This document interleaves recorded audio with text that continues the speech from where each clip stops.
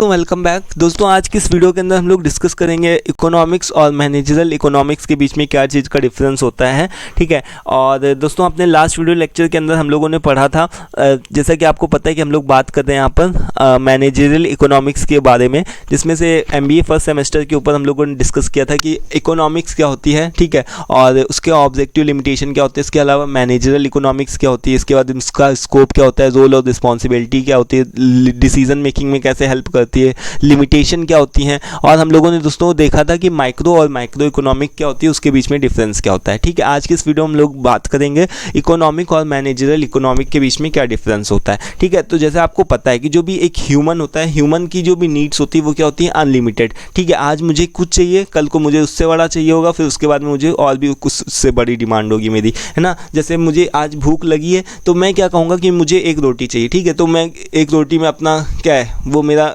मुझे सेटिस्फेक्शन देगा, चलो ठीक है, एक रोटी मैंने खा लिया। अब जब मुझे वो नीड मिल जाएगी, अब मुझे जब एक रोटी मिल जाएगी तब उसके बाद मेरा दूसरा क्या रहेगा स्टेप कि मुझे रोटी भी मिले, साथ में जो भी कुछ उसके साथ में सब्जी भी मिले, और क्या हो, थोड़ा सा डिलीशियस फूड हो, है ना। जब मेरी वो डिमांड पूरी हो जाएगी तब मुझे दूसरी डिमांड मेरे सामने आएगी कि चलो रोटी तो मिलना स्टार्ट हो गई, बट अभी मेरे पास में सब्जी भी मिले, उसके साथ में खाना भी टेस्टी हो। जब मेरी वो भी डिमांड पूरी हो जाएगी, फिर उसके बाद में क्या आता है, लग्जरी थिंग्स, जो भी मतलब लग्जरी थिंग्स की बात आती है, जैसे कि आपकी अभी मतलब जो भी आपके खाने में किस तरीके से आपकी जो भी प्लेट हो वो भी डेकोरेट भी होनी चाहिए। तो ये सारी जो भी चीज़ें हैं वो किसके अंदर आती हैं, और भी ज़्यादा डिमांड आपकी क्रिएट करती है। तो मतलब कि जो ह्यूमन की नीड्स है, मतलब उसकी डिमांड है, वो टाइम टू टाइम इंक्रीज़ होती जाती है, जबकि जो कि रिसोर्सेज होते हैं वो क्या होते हैं, लिमिटेड होते हैं। अनलिमिटेड ह्यूमन की नीड्स होती हैं, बट रिसोर्सेज जो होते हैं वो होते हैं लिमिटेड, ठीक है। तो जो इकोनॉमिक होती है वो हमको ये चीज़ बताती है कि किस तरीके से हमको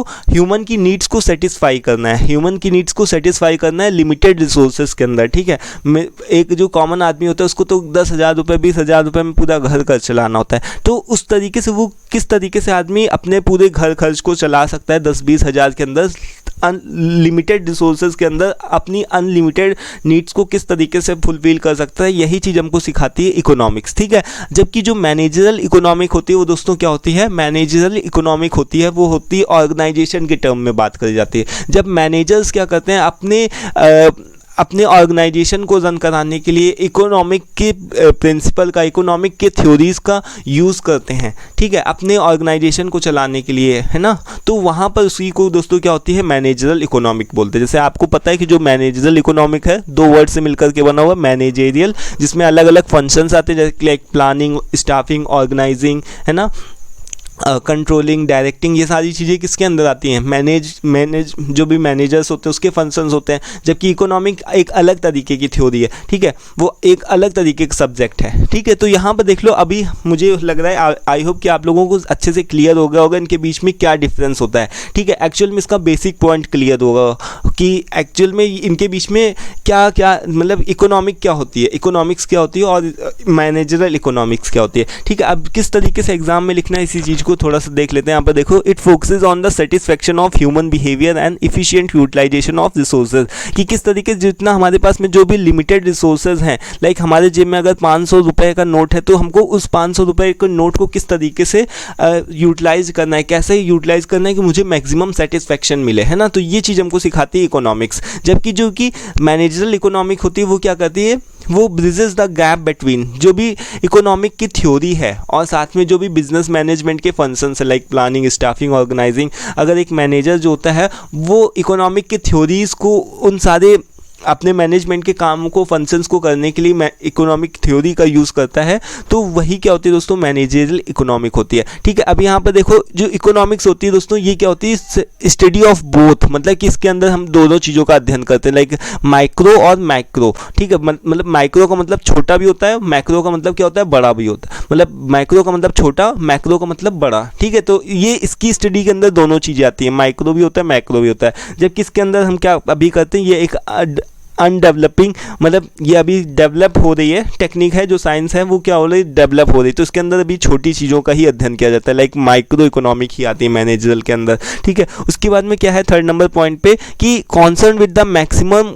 कस्टमर सेटिस्फेक्शन, इसमें हम मैक्सिमम कस्टमर सेटिस्फेक्शन को देखते हैं, मैक्सिमम प्रॉफिट भी हमारा अर्न होना चाहिए, maximum welfare of society, maximum जो भी है सोसाइटी का भी अच्छा वेलफेयर होना चाहिए, ये सारी चीज़ें आती हैं इकोनॉमिक्स के अंदर। जबकि इसके अंदर क्या होता है, ये हमारी हेल्प किस तरीके से करती है डिसीजन मेकिंग प्रोसेस में। एक मैनेजर के अंदर क्या होती है, मतलब कि एक मैनेजर के अंदर डिसीजन मेकिंग प्रोसेस के क्या होने चाहिए, उसके अंदर ये कैपेसिटी होनी चाहिए कि उसको किस तरीके से डिसीजन लेना है, ये चीज़ उसको पता होना चाहिए। तो एक जो मैनेजरल इकोनॉमिक है वो उसकी हेल्प करती है कि किस तरीके से वो सही डिसीजन ले सके, जिससे कि ऑर्गेनाइजेशन को ओवरऑल फ़ायदा हो। ठीक है, उसके बाद में फिर क्या है आगे देखो, deals with the theoretical aspects. इसमें केवल थ्योरेटिकल एस्पेक्ट्स यूज़ होते हैं, जबकि इसके अंदर क्या होते हैं दोस्तों, प्रैक्टिकल चीज़ों को करके भी देखा जाता है। ठीक है, अब अगर आपको मैन पावर की ज़रूरत है, आपको लेबर्स की ज़रूरत है अपने काम को करवाने के लिए, तो आप वहाँ पर चीज़ों को देखोगे भी, उस चीज़ को समझोगे भी, थ्योरी को भी समझोगे कि किस जो आपकी थ्योरी है उसको तो समझोगे, साथ में उस चीज़ों को प्रैक्टिकल करके भी देखोगे।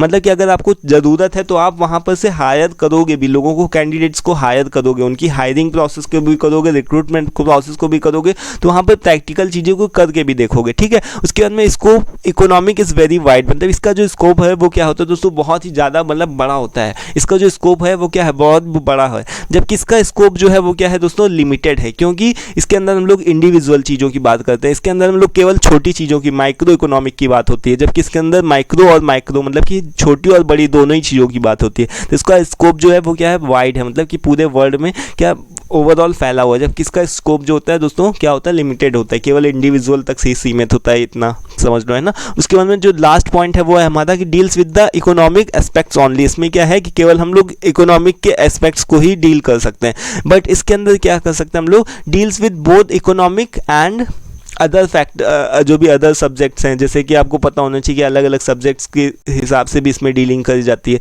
जैसे कि अलग अलग इकोनॉमिक और नॉन इकोनॉमिक, जैसे स्टैटिक्स को भी फॉलो किया जाता है इसके साथ में। ठीक है, अर्थमेटिक को भी लगा करके देखा जाता है। तो ये सारी जो भी चीज़ें हैं इसमें ये बेसिक डिफरेंस है इकोनॉमिक में और मैनेजरल इकोनॉमिक में। दोस्तों आई होप कि क्लियर हो गया होगा कि इसके बीच में क्या डिफरेंस है। और दोस्तों हम लोग नेक्स्ट वीडियो में डिस्कस करेंगे अब कि फंडामेंटल प्रिंसिपल कौन से होते हैं और कॉन्सेप्ट ऑफ मैनेजरल इकोनॉमिक क्या होती है। ठीक है, तो 5 प्रिंसिपल हैं टोटल दोस्तों, जो कि आपके मेजर प्रिंसिपल हैं। तो हम लोग इन सभी चीज़ों को 1 बाय 1 डिस्कस करेंगे। आज के इस वीडियो में दोस्तों हम लोग इतना ही रखते हैं। ठीक है, मिलते हैं नेक्स्ट वीडियो में। वीडियो पसंद आए उसको भी लाइक करिएगा। Thanks for watching this video. Thank you once again. और PDF का लिंक भी डिस्क्रिप्शन बॉक्स में मिल जाएगा। Thank you once again.